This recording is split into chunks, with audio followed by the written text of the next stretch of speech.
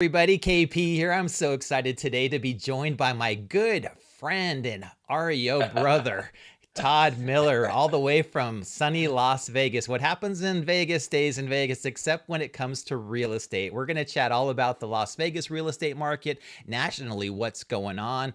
Todd and Juana, his wife, and my relationship goes all the way back to 2008, back in the REO days when we sold thousands of properties together. We collaborated, masterminded, and it was so much different than it is today. But we're going to go through what he's been up to, what they've been doing there in Las Vegas, and a little bit about what I've been doing as well in San Diego. Before we get into that today, Todd, why don't you give our audience a little background to who you are and what you do? So I obviously my name just lost the earpod. My name's Todd Miller. I'm a real estate broker in Las Vegas. Been doing that for a little over 20 years. We've had our brokerage. Before that, I was an airline pilot. I was a captain for United Airlines, and before that, I was a basically flew attack aircraft in the Marine Corps, A6 intruder, bomber. Flew off the boat, did all that stuff. So I kind of have a different background than a lot of people who are in real estate, but transitioned over to real estate when the air, during the bankruptcy of airlines, it looked really bad. I was trying to find some other income and started a brokerage because I decided if I was going to do real estate, I'd do it at scale. And so that was the first attempt to do real estate at scale, was a brokerage. And then, of course, the second attempt was when we saw this opportunity in 2006. We could see what was getting ready to happen with the foreclosures. So we got in the front end of it. Another opportunity was to do bank-owned homes, which is called REO, do that at scale. And we did, we sold over 3,000 houses that were all REOs in Las Vegas. 2009, we were number one team in the country. I think you were like 7 or 8 that year. That's pretty. Yep. You were number one San Diego that year. That's kind of how we ended up meeting. But and then just now we focus more on, of course, our YouTube channel and just the investors that we work with, and we still focus mostly on doing listings in Las Vegas and everything. So yeah, it's been fun. And of course, you and I, of course, there was a multi-year period in there where you and I were co-founders of a startup or two. That was fun. Unfortunately didn't pan out, but we had some interesting times and did some fun things. So We sure did. I mean, we founded HomeBuzz and Homing In and, yeah.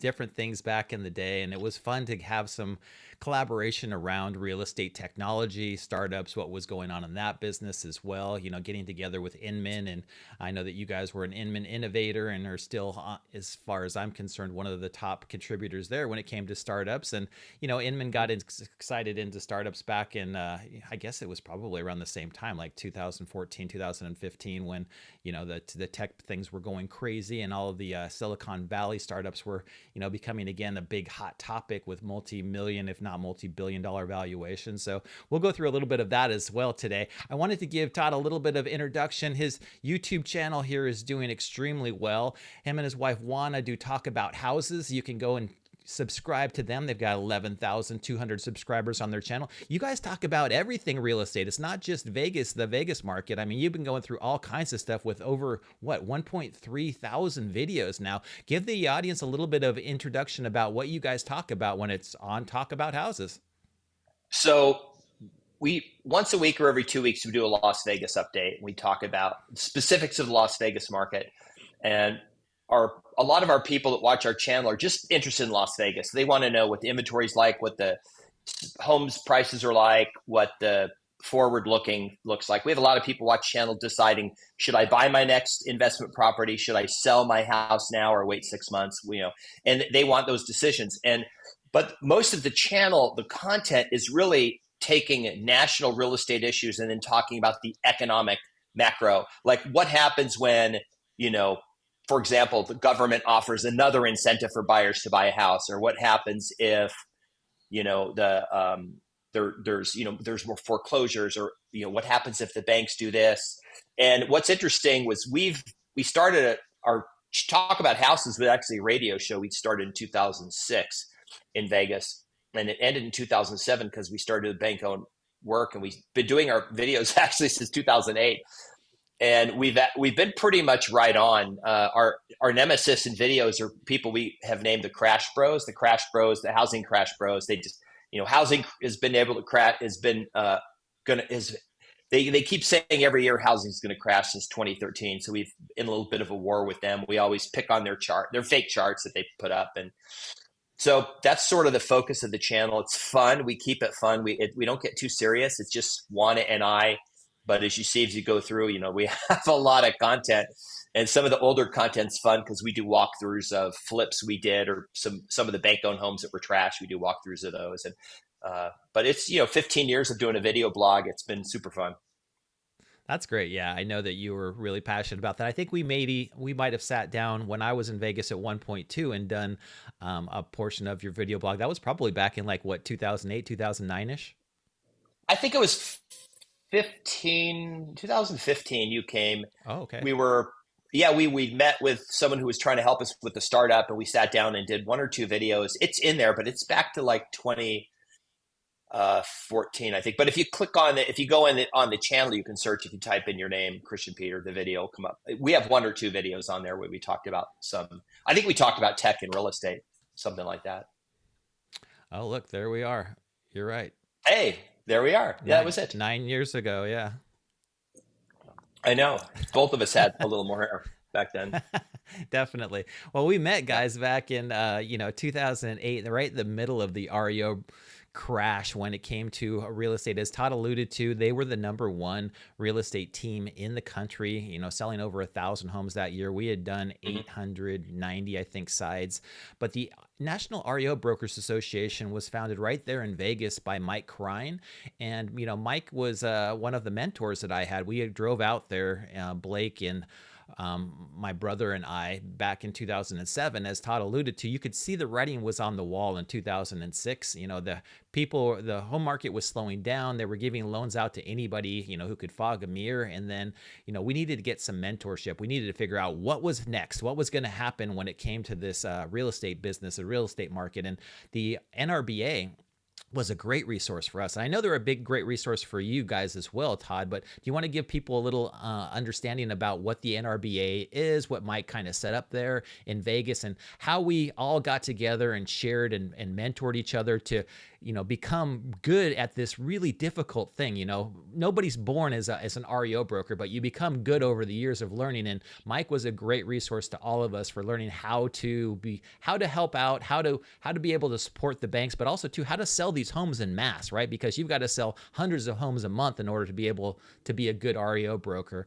Give a little insight to everybody out there about what the NRBA is and being an REO broker as a whole. So the NRBA, of course, founded by Mike Krine, who basically founded it to not only create a professional organization that didn't exist, but to put himself really as the most knowledgeable person, because he had been doing this for years, working with bank-owned homes, to just sort of put himself at the forefront, to say, hey, look, when the banks come and say, hey, we're doing this conference, and he's calling asset managers to come, they all know he's also an active REO broker. So it was also a lead gen sort of platform. It was also ended up being a revenue stream because the business did make money, because the conferences made some money and the subscriptions made money. Mike Krine's an incredible businessman. So I kind of think he's retired now. We've had some conversations recently, just loving life and enjoying it. So, but NRBA was really instrumental, because I remember the first conference I went to. First of all, I tried to get in. Mike wouldn't let me in. They kept denying me. And I really wanted to get into the NRBA. And I called Mike like every week on his cell phone and said, Mike, I host a real estate talk radio show. I want to have you on my program on Saturday. He kept for like 3 weeks in a row. I said, I can't do it. And finally he says, I really appreciate your keep calling me, because that's very tenacious of you. And I said, I did apply to the NRBA, but I got denied, and I really want to get in the organization. And he goes, I'll look into it. And literally the next day I got the email saying that my previous denied application was approved. And I registered for the 2007 conference that was a week away. I at the last minute. And that conference, I got probably 5 clients, including Wells Fargo and some other ones. And I actually was getting listings from the banks. Like while I was at the conference, I was meeting asset managers, giving them my card. And then my office was calling, going, oh my God, Todd, we just got some listings from some company, and we don't even know how we have to log into some portal, and I'm like, just figure it out, because I'm here trying to get business. And it was hugely, probably would say between that, being a member of that probably was $500 listings that we got over the course of 6 years. Yeah. Yeah, it's Yeah. amazing to see like how the NRBA helped so many people, thousands of brokers nationwide learn exactly what to do, how to be able to handle the influx of, foreclosed properties that came online from 2008 to basically 2010, 2011.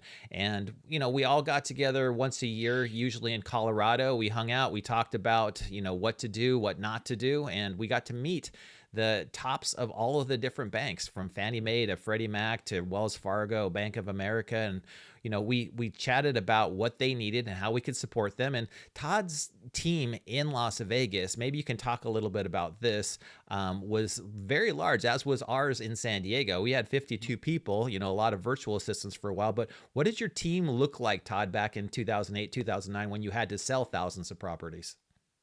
So we built a pretty big organization. Of course, our brokerage had 120 agents, but within that brokerage, Juana and I being the owners and brokers of the company, we had our own REO team. So our REO team were Juana and I. And at the time, we, of course, had different last names. We weren't a couple or anything. We were just business partners. So it helped us when the bank would call me and say, hey, I need another agent in Vegas because you're at your cap. I would say, oh, I've got another agent in the office. You put her in, I'll send you an email with her name and you can just get her on the thing. So we end up getting her a bunch of accounts that way.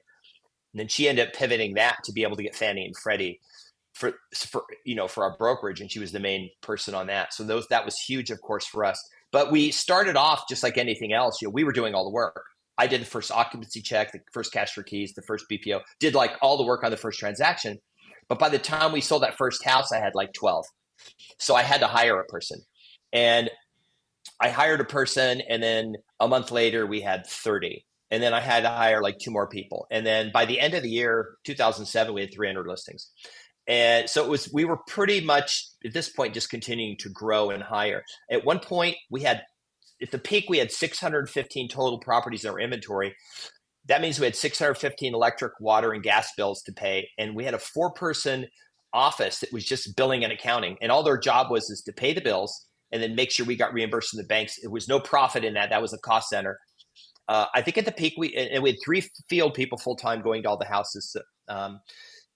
So we had 22 people on payroll that we had to pay every month. So payroll was about $100,000 a month, which your average real estate agent would never. The average real estate agent is terrified to hire their first assistant, right? To just do all paperwork and stuff and marketing for them. And then we had a buyer agent team of 12 agents. We had 1 phone number on all the signs, and the way it worked was that any buyer called on a sign, it would ring 4 of the agent's phones 4 times. And after the 4th ring, if no one answered, it would go to the next 4. It was a system that I had sort of implemented and programmed to work that way. So we always got answers. Every agent was required to ask to meet at the house. And every time they showed a property, they were required to ask, do you want to make an offer on the house at some point during the showing?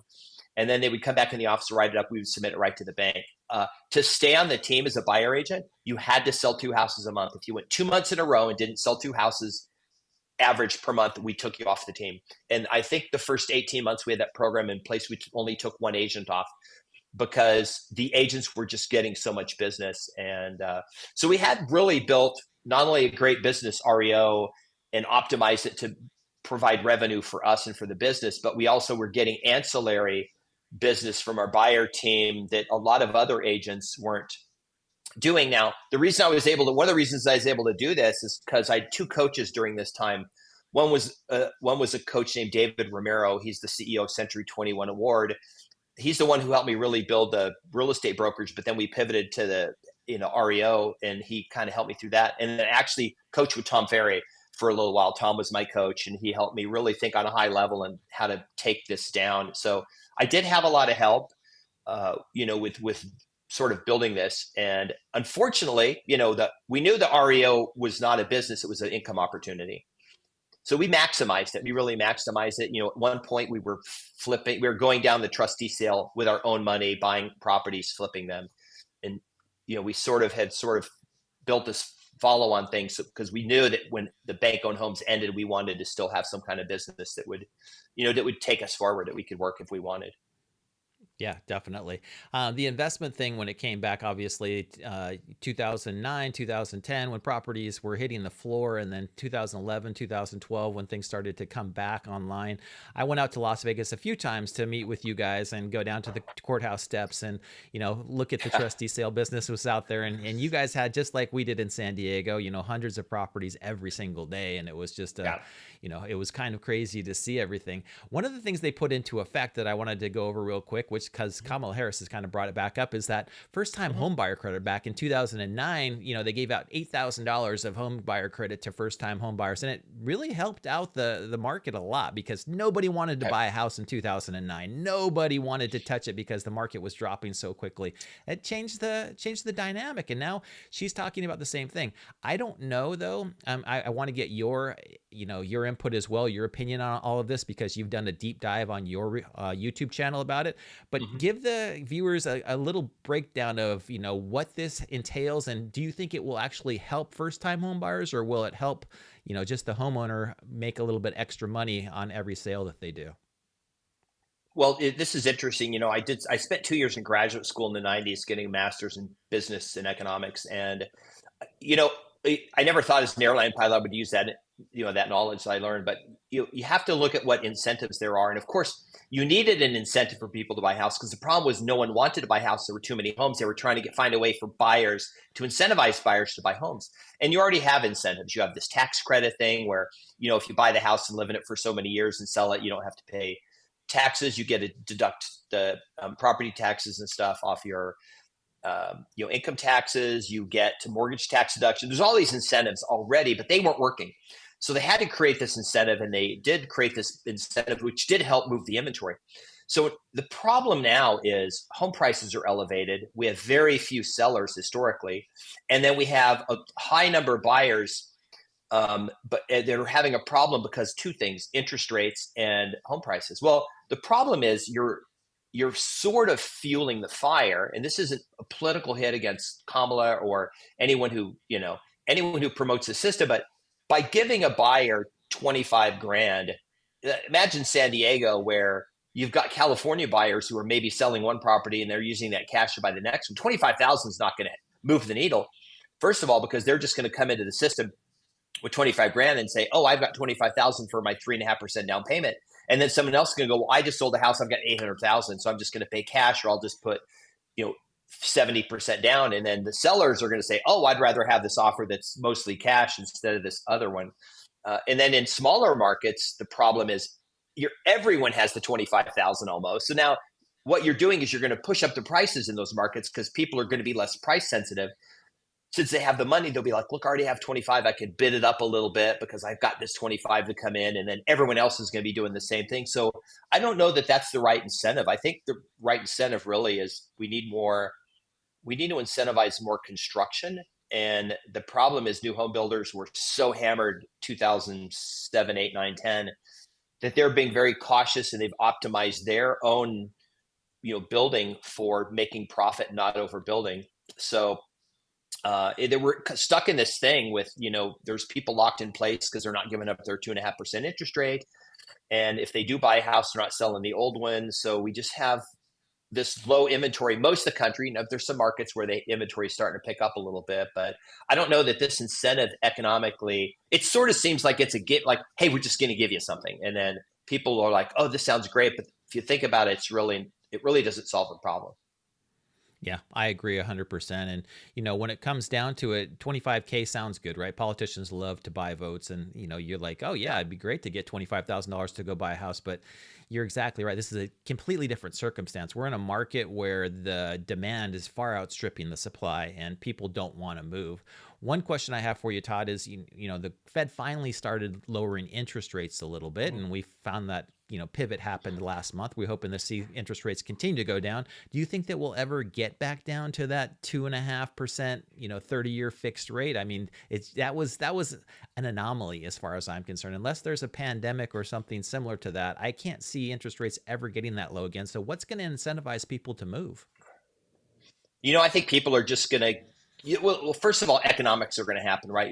We're going to get to some equilibrium where people just get used to it and they just move on with their lives. We do have some inflation. Actually, inflation, although it's bad for most people, for homeowners, it's actually good because your asset inflates with inflation, and then you have more wealth, and you can use that wealth to buy more homes. So it sort of it does create haves and have-nots in real estate, which is unfortunate for some Gen Zer who's trying to buy their first house, unless they're a software engineer in the Bay Area and they make a ton of money and they're living remote. It's harder to buy homes. The other problem is this: we're going to have high interest rates for a long time, and this is why the Fed may try to cut rates to slow the to keep the economy from sort of declining, because there's been this indication that, hey, maybe the economy is slowing down, but there's also signs the economy is not slowing down. So the problem is they can't just start dumping rates, because we're going to get back to where we were before. Here's the other problem. Prior to the pandemic, we had about $4 trillion between cash, checking accounts, and all money markets that people like you and I have, right? Just all of us combined. Today, 4 years later, there's 10 trillion in cash sitting around, and these people have this money. So you're still going to see spending, whether they're investing in stocks, they're buying real estate, they're just making consumer purchases, and that consumption, that money is going to chase goods and services that are in a limited resource. They're constrained by being able to make more houses and more iPhones and other things like that. So we still are going to have a high level, like airline prices are the highest they've ever been.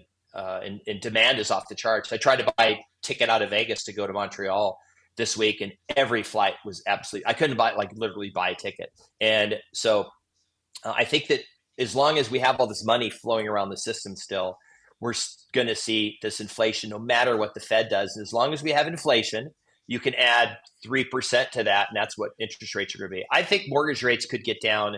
Like, you could get a 5.1% on a 15-year fix a couple weeks ago, and the VA 30-year fix was at like 5.6.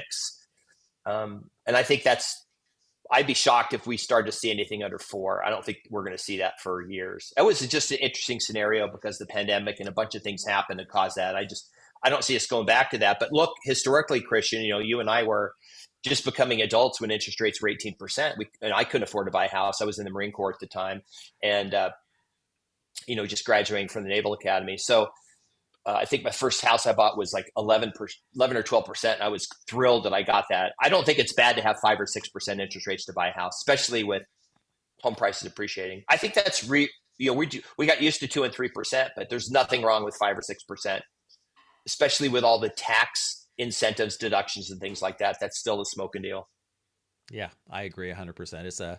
It's interesting because the first house I bought was, back in '94, and I got a 8.25% interest rate, which was great back then. 8%, and people were like, "Oh, it's under double digits. You're doing extremely well." Yeah. And I remember the first time they went to the 7s, I was like, "Oh, this is great. It's like free money." And then all of a sudden, interest rates kept dropping and dropping, and I thought, like everybody did, in 2020 when pandemic hit, we were going to see a massive amount of foreclosures. It was going to be ugly because nobody had any income, and nobody was getting income from their rental properties. But the government basically threw money at people and said, "Hey, here you go. We're going to tide you over for the next 18 months until we can get out of this." And so what we saw was a huge amount of inflation, just like Todd mentioned, and that inflation caused the prices of everything to go up, but not only the prices of your groceries and your gas and all the stuff that the staples that you have to pay for, but real estate. And real estate was something I wasn't really expecting. And ever since 2008, when the Fed basically figured out that we can helicopter money to everybody, they've really tried to avoid recessions. It's really become their goal to say, like, oh, looks like the market's slowing down a little bit. Let's cut interest rates. Let's do what we need to in order to keep this train, chugging along, keep things going forward. And until there's a real big shock in the system that they can't paper over with money, I think that real estate continues to go up. Maybe not like it did in 2020, 21, when we had no supply whatsoever, an incredible amount of demand because interest rates were so low. But we'll continue to see it tick up with those inflation rates, 3%, 4%, 5%, which doesn't sound like a lot, guys. But when you put 5% down to buy a property, that's 100%. You're getting basically 100% returns on your investment on Yeah. your real estate investment every single year. And that leverage when it comes to real estate, Todd, if you want to talk a little bit about like why real estate's the best investment out there because of that leverage, why don't you take a couple minutes and just tell everybody what a real estate investment can do for you, especially using 95% of the bank's money? Yeah, so that's really the key right there. So there was a guy, one of the real estate guys turned famous. I think it was Dave Ramsey, who basically went on and someone called and said, "Hey, I have a house. I have a bunch of untapped equity." And this guy was like, "Okay, you should take all that equity and put it in the stock market because your house only appreciates at 5%. You get 12% in the stock market." So what that did is that spurned all these people who are renters to say, "Hey, why should I buy a house when my rent payment's 2,000, but my house payment would be 2,800. I'll put that extra $800 in the stock market and get 12%." Okay. Well, there's a couple of problems with that. First problem with that is most renters don't do that. Like if renters were putting all their extra money in the stock market, they would be the richest people, but they're not. Homeowners on average, their net worth is 55 times that of renters. The other problem with that is this, that $2,800 is just today and the rent is today. But if you bought a house in 2019 at a lower price and a lower interest rate, your house payment median, not maybe in San Diego, is probably $1,100 a month, and rent the same property is probably 2,000. So you're now the one with the extra money to put in the stock market or buy another house or do something. The other thing too is if you rent a house, yes, you may have a high payment, but like we're right now, we're going through there was a last week in September, I think was the highest number of refis in a year and a half because interest rates dropped over 1%. So all the 7% people all refied under 6.5 and the high fives, they all refied. Their payment went down. And remember, the renters' payments are just going to keep going up. But these people with a fixed rate, eventually the renters' payments are going to be above them. And then this is the analogy I gave on the channel that imagine this scenario 10 years from now when somebody says you should buy a house and they go, "Oh, I can't afford to buy a house. The median house is $1 million." And they go, "I wasn't lucky like you to buy a house when they were only $500,000. You got lucky buying a house 10 years ago at 500,000, but today they're $1 million and I can't afford that." So we're laughing at the people who are paying $1 million today because they're paying $300, $400, $500 a month more in mortgage payment in most markets. So I think, but the key is you're right. We have two things helping us in real estate that really, I think for the person coming into real estate is very interesting. One is you can borrow the money and it's super easy. Like you literally just go to a lender and say, "Hey, I want to buy a house." And you tell them how much you have to put down. Doesn't have to be a lot. And they can find a way to make it work for you. So it's easy to get in. The other thing is that you're borrowing this money highly leveraged. Interest rate's not that high. It's basically your house is probably appreciating at the same rate you're making payments. So you're probably even making money, even though you're making $2,800 a month in payment. The house is going up on average $2,800 a month on average. And then you have all these government tax incentives because remember all that stock you bought is going to get taxed at the capital gains rate, which may be 28% in the future. We don't know what it's going to be. And the first 250 or 500,000 on your house is tax incentive plus mortgage interest rate deduction and all these other deductions. So the government has made it really easy for you to buy a home, and that's why housing is expensive. But remember, in Canada, median home is 1.2 million. Here, it's like 550, I think, in the U.S. Or no, that's in Vegas is 550, and in most of the U.S., I think it's 420 is the median for all homes. So real estate's relatively super inexpensive in the U.S. compared to say Canada. Yeah. Definitely. Yeah. It's interesting to see too. And I get a lot of people that say to me, Todd, I can't afford a home. I can't afford to buy a house right now. And, my question is, how can you not afford to buy a house? One of the questions I asked my dad when they bought our, original family home back in 1969 was, why didn't you buy two? They bought it for $22,000, right? So I was like, it's a nice 3-bedroom or 4-bedroom, 2-bath house at the time. And it was an attract home and, in a nice part of San Diego. And I was like, you bought a house for $20,000. And the reason why it was 22 was because they got a premier lot. It had extra big, lot attached to it. So they had a big backyard, a big front yard. And I was like, man, why didn't you buy the one next door and the one next door to that? And he's like, I couldn't afford it. It was like we could barely afford a mortgage payment of $180 per month.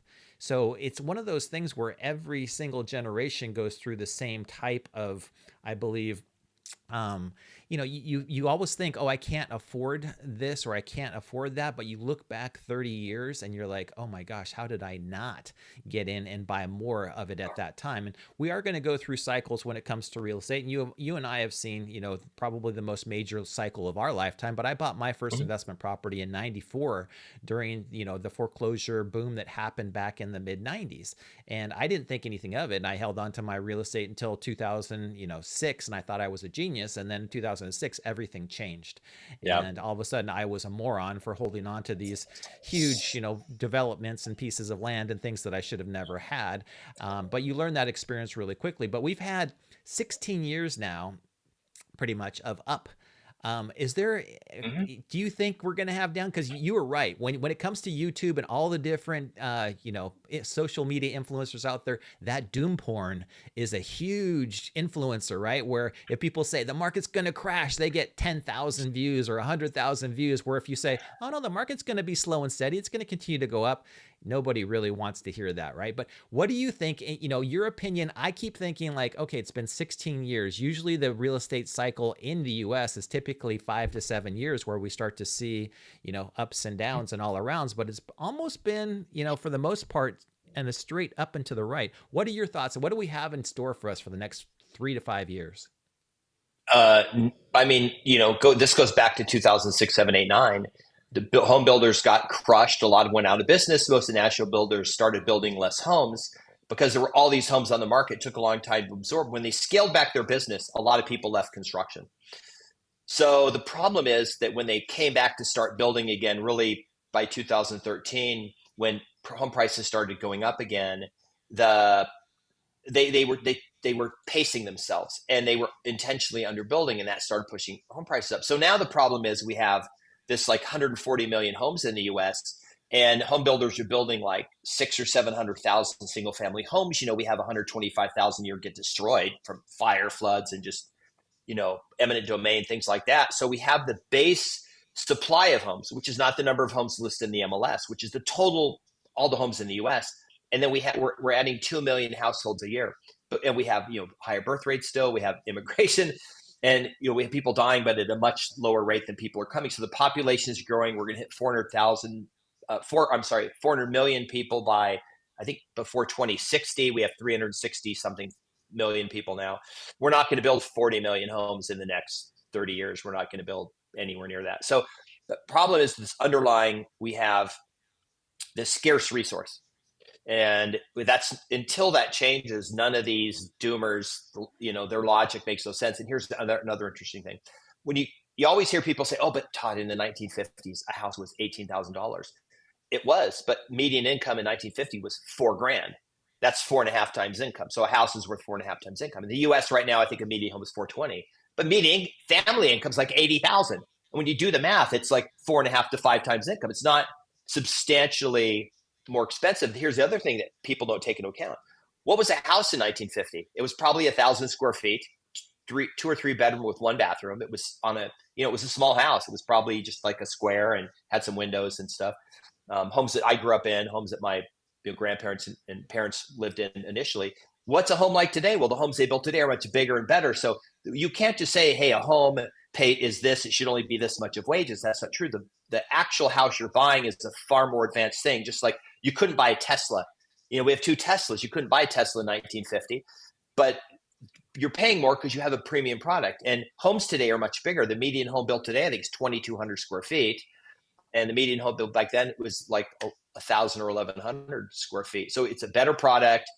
You have all these government incentives. I still think homes are relatively cheap. We still have investors that come in and are buying homes. Almost none of our investors are selling their rental properties. We manage a bunch of the properties for our investors. And I just think they all see the same thing we see, is that doomers just don't make any sense. They make up the charts, and they make them up and make them look bad for YouTube views.